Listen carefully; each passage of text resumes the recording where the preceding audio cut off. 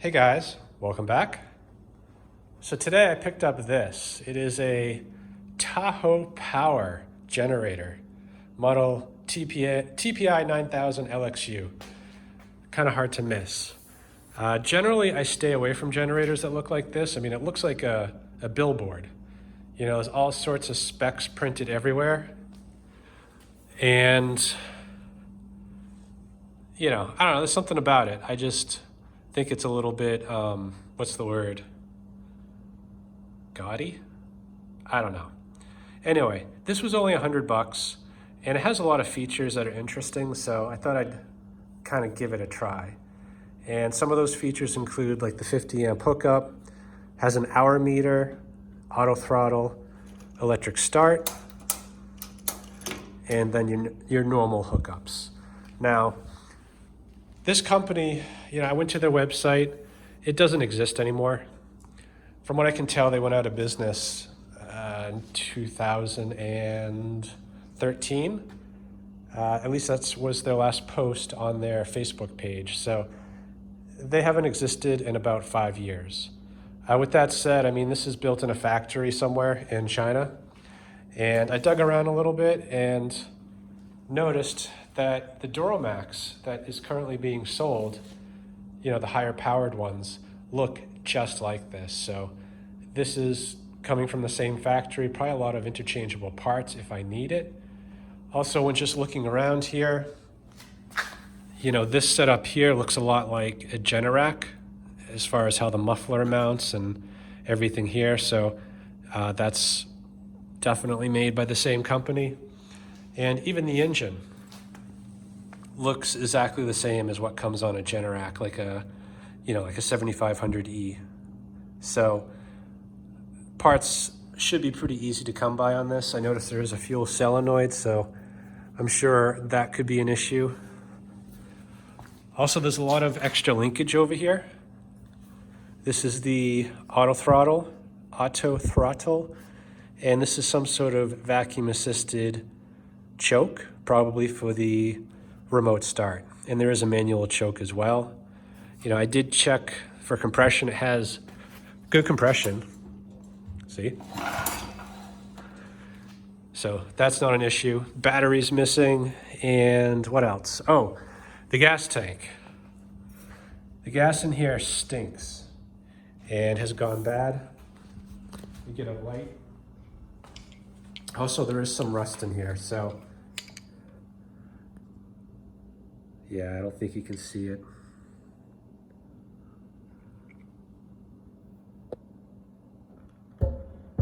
Yeah, you can kind of see. So it's definitely savable, but that problem has to be dealt with. So I'm gonna start actually by just getting the tank off of here.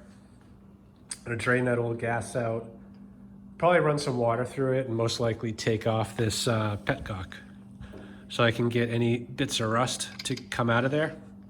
And I have some evapor rust, so I'll let it soak for a few days in that and wash that out and put it back on. And while that's soaking, you know, we can dig into that carb and see if we can't get this thing to fire up. So let me get you set up in a stand and I'll turn you back on. All right, so I'm kind of hoping I can get this old fuel out through the Petcock, but there's a lot of rust floating around in there, and I have a feeling it's gonna clog up a bit, but let's see how much we can get out.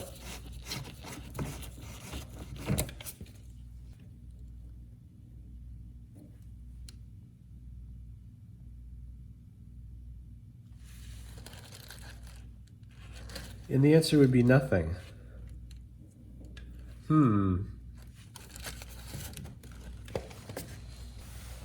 All right, plan B.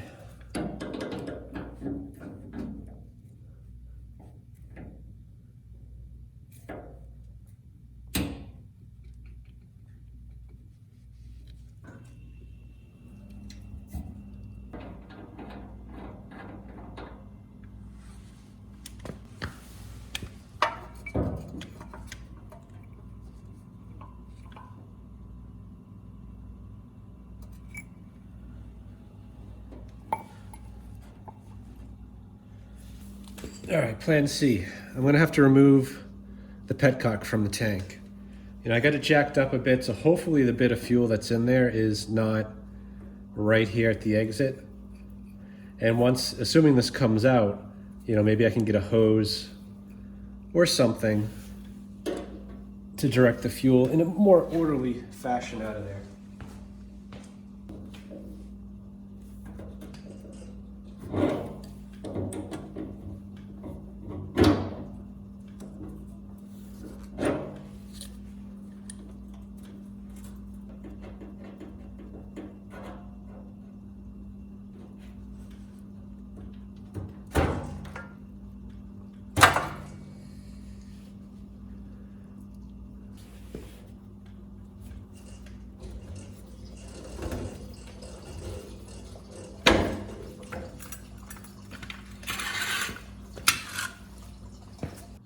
All right, so that tank is now empty, and to get it off, I think these bolts need to be removed, and probably these side panels, although maybe not. I can just remove the bolts on each corner, remove this piece, and it should just slide right out.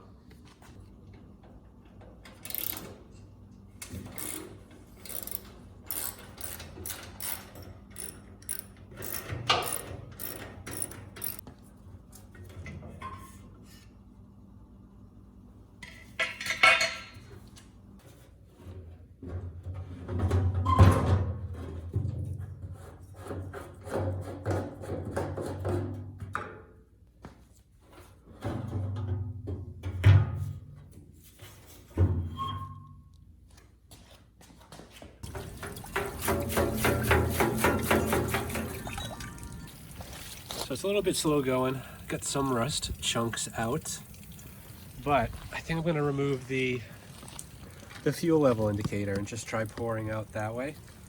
I think the issue is some of those chunks are just really too big.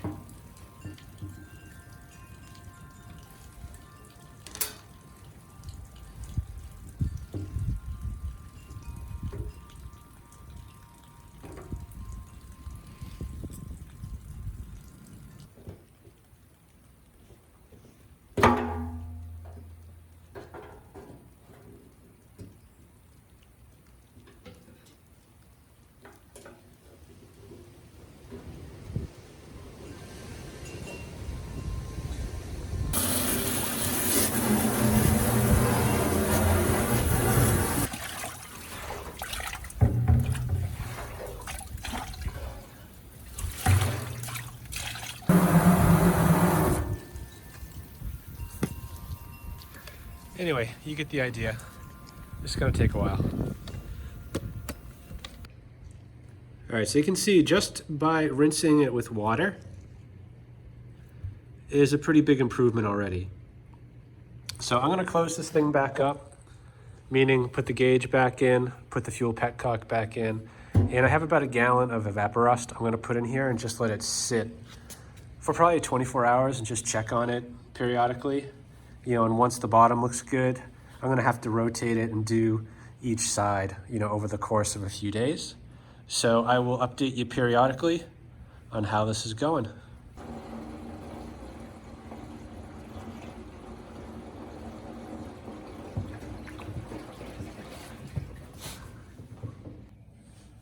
want to give you a quick view of this thing before I take it apart, since I've not seen something like this before.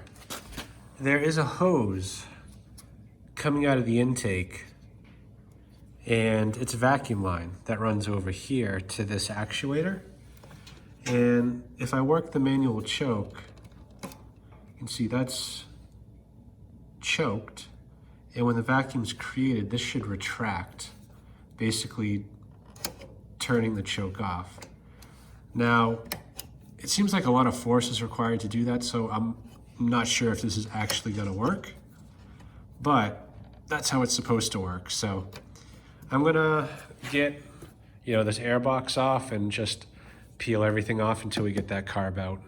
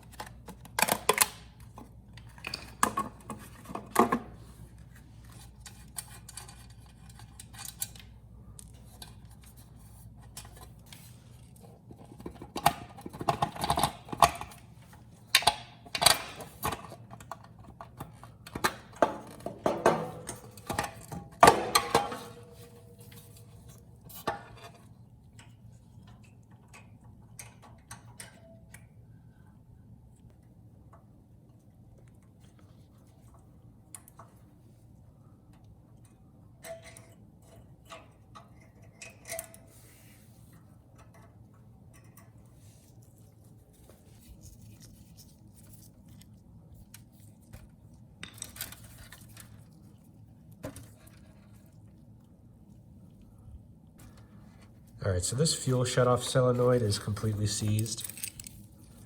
And on generators, I think it runs differently. Oh, there it goes. So actually there's hope for this. You know, I can just take a little wire wheel, clean that up, and then we might be good.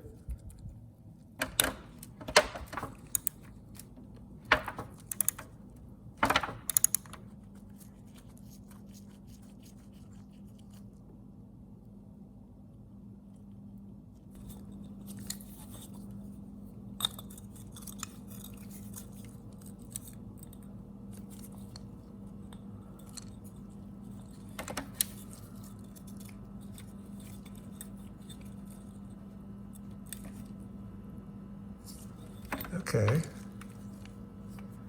I've seen worse. This actually, I mean, the bowl can be cleaned up pretty easily.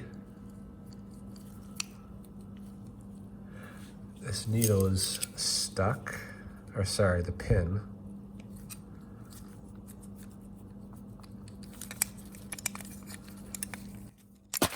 Oop. There we go.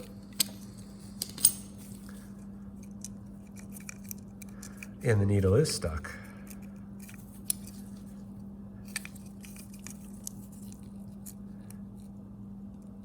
Yeah, that's really cemented in there. You know, I might just soak this in the ultrasonic with the needle in there, and maybe that'll free it up. And if it doesn't, then I'll break it after giving it a fighting chance. This gasket, I'm not too sure that this is gonna be reusable. Maybe.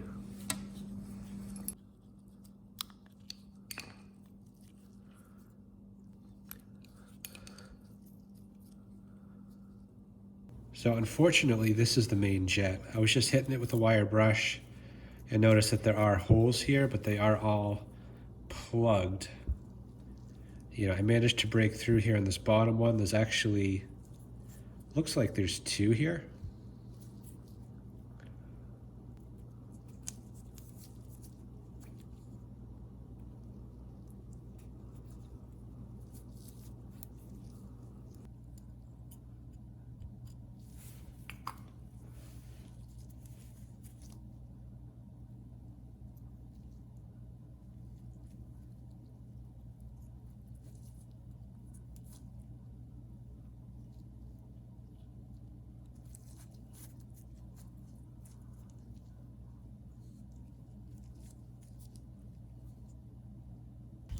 Looks like there's a jet here,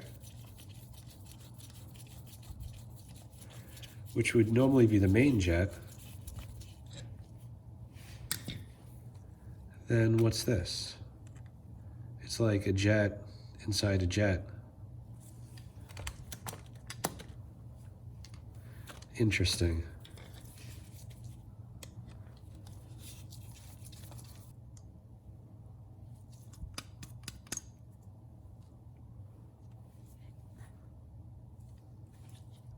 That jet is not clogged somehow. I'm not sure how, but it's clear. And the emulsion tube looks like it's removable as well. It's kind of putting up a fight, so I'm gonna fight with it a little more and just make sure I can clean out those holes on the side of the tube before putting it back together.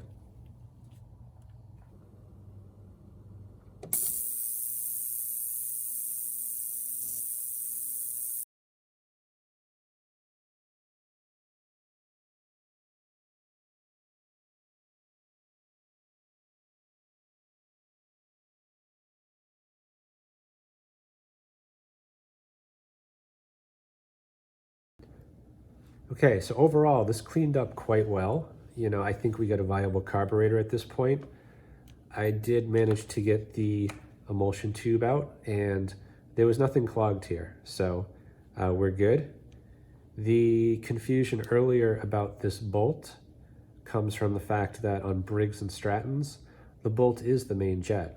you know, the fuel goes in the holes and comes out the jet.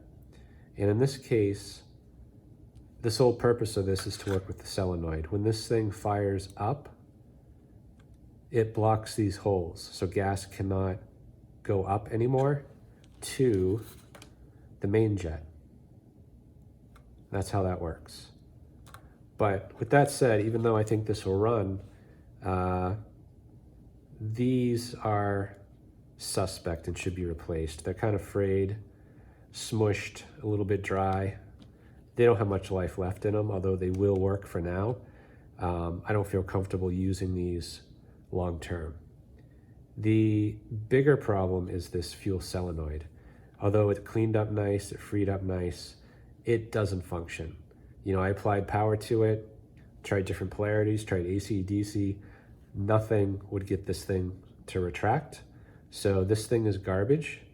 And in order to get this to work, I'm gonna have to cut this pin off and reinstall it, because it is gonna plug up this hole essentially. And we'll test it like that. But, you know, I was gonna just run like that indefinitely, but then I got to thinking, like, why does this generator have the solenoid?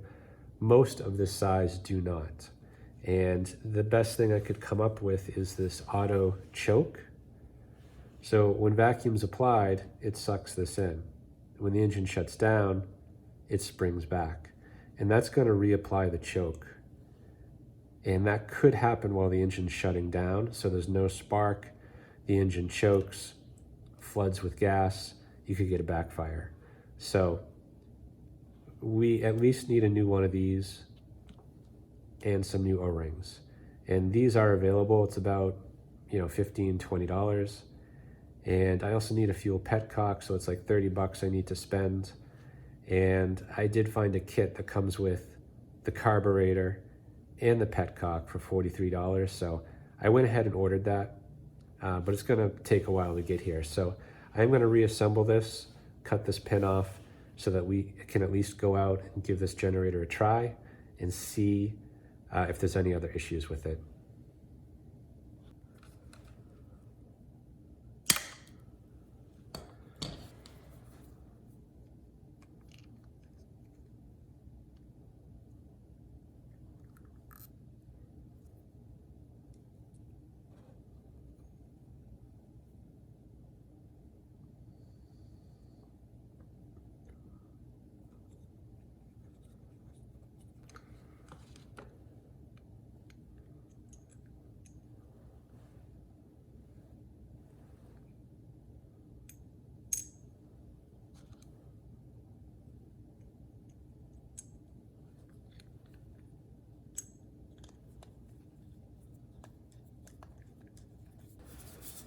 And I forgot to clean the seat.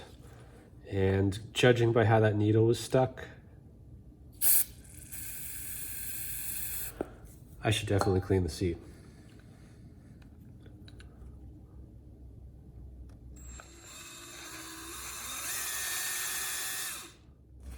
Yeah, look at that.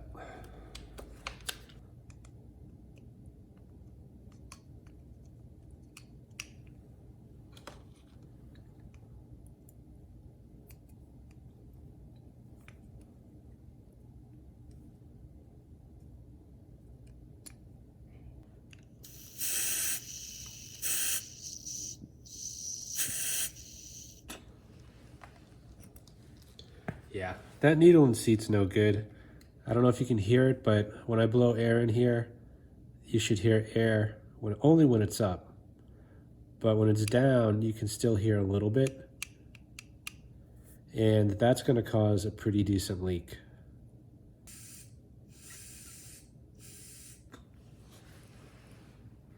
Okay, this took a bit of work. The needle and seat were not closing very well. It was leaking for sure. Now I'm getting consistent closing, so I think we're good to proceed.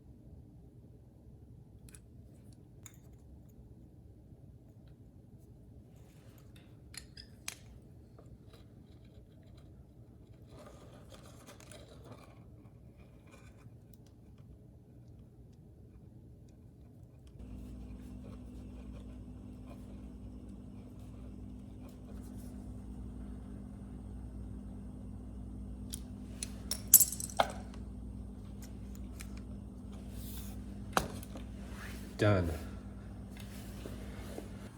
Got the carburetor bolted back on and torqued down. I'm not going to bother with the air filter at this time. Also, I installed a new battery somewhere. There it is. So we can test the electric start, with the key as well as the remote, and rigged up a temporary fuel line just so I can feed it a little bit of fuel, get it to run for a few minutes. The only other thing worth noting is that this governor spring adjustment was set all the way in. And maybe that's normal for this machine, I don't know, but I thought I'd start a little conservative. I did turn it out about halfway, and we'll just adjust that as needed once it's running. So it might start and run maybe a little slow, but I'd rather have that than the alternative. So it's pretty windy outside today. I'm not sure how well you'll be able to hear me, so that's why I'm talking about this now. I'm gonna bring this outside, start it up, see that it's making power, and adjust this screw as needed to get the right engine speed. And then I'll test some of the other functions like the remote start, as well as this auto idle feature, and just make sure everything works.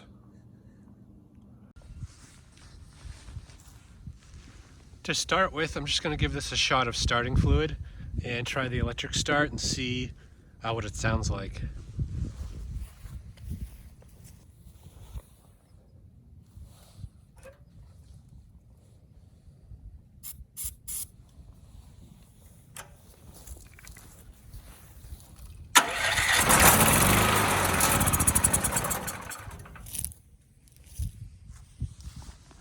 All right, that was promising. It was a little slow, but I expected that because I have this tension removed from the spring. So I'm going to add some gas to that fuel line and try it again.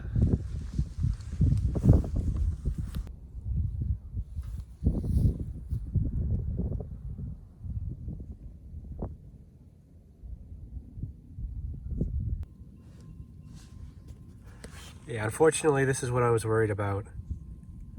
That needle is bad and not seating, so I probably cannot test. So it's a no-go on this carb. It is leaking, between the bad solenoid, the bad needle, and the bad gaskets. Really don't stand much of a chance, so I'm gonna have to wait until that new carb comes. All right, so pretty good timing. This carb just arrived. It is a clone, so it may or may, it's kind of going to be a hit or miss compared to the original, but given the condition of this, it can't be worse, right?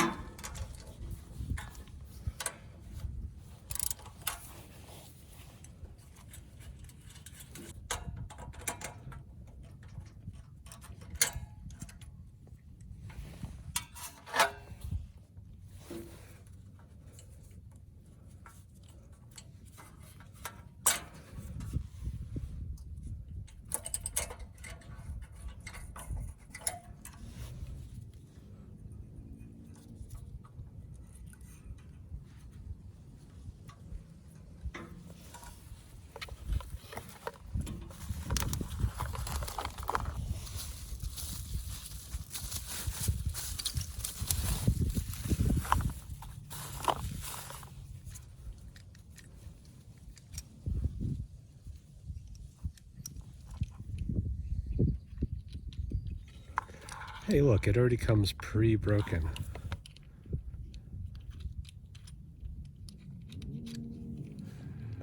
I don't know if that matters, but there is a break in the cap.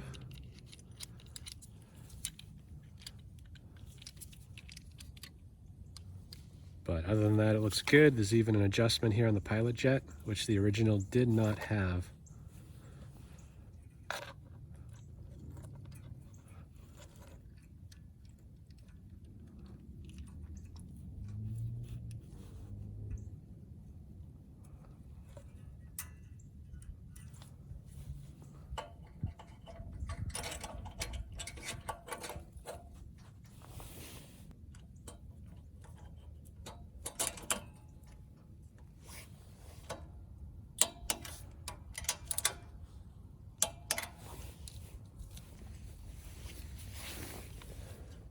So I'm going to hook up the fuel solenoid since this should be a functioning one.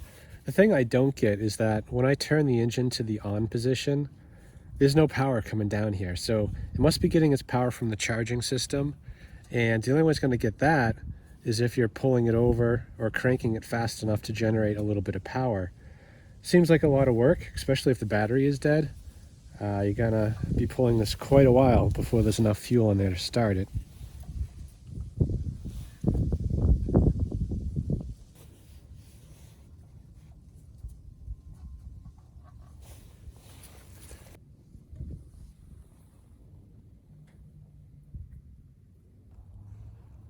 So the fuel is filled right about to here. The needle is working because it's holding steady. So I'm gonna choke the engine and get this thing fired up.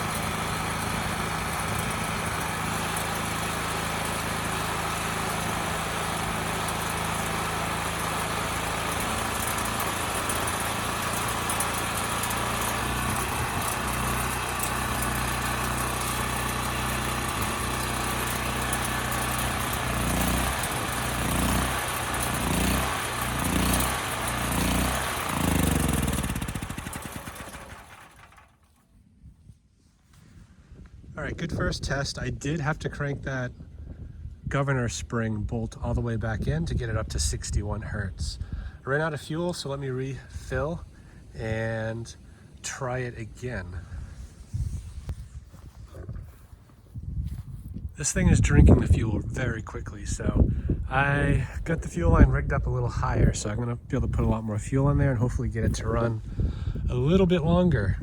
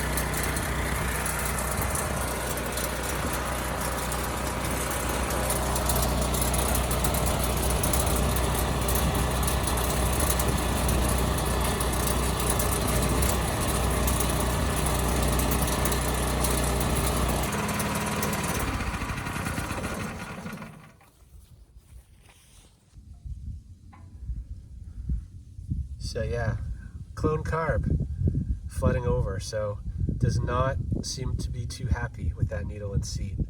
So, you know, the generator's good. Unfortunately, that carb they sent is not so good.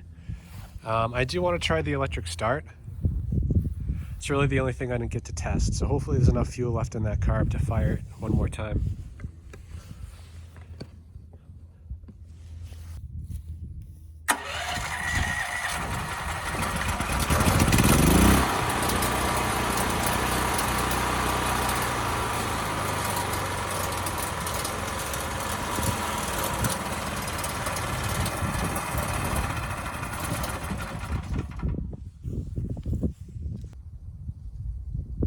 It's not bad. The generator is doing everything it's supposed to.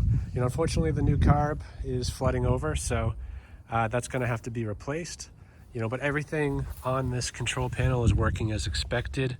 I did try this button. It didn't seem to toggle through any modes, and it just says 0.3. And even after I shut it off and turn it back on, it says 0.3. So I am guessing that that's the hour counter on this engine. So this thing is pretty much brand new.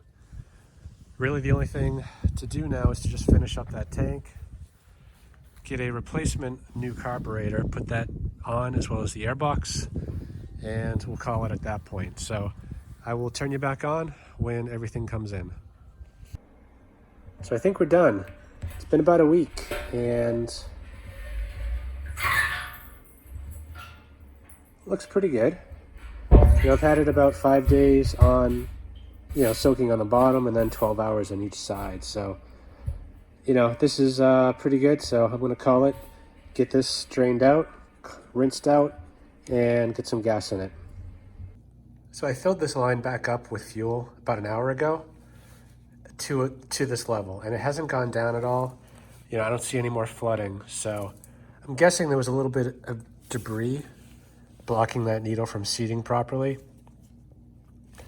but we're good now. So I'm gonna just continue putting this back together. It's all back together now. Got the airbox on there, the tank, and the new fuel Petcock. I do want to run it for probably about 15-20 minutes at least under a moderate load. So I'm going to put a 3,000 watt load on it. Mostly I want to see that it doesn't stall. The fuel flow seems a little restricted, and it usually does going through this small fuel line. It's very small, the inner diameter. It's probably like a 1/4 inch, maybe 3/16 of an inch, but just want to make sure the flow can keep up with the demand. Also, the fuel tank, drained out the evaporust, washed it out with water, dried it out, and very happy with the result. That is a big improvement from where we started. Now, it did take longer than I expected, but I can't argue with the result. It does still smell like varnish in there, though. Anyway, let's see if I can get this thing started. It is very cold out.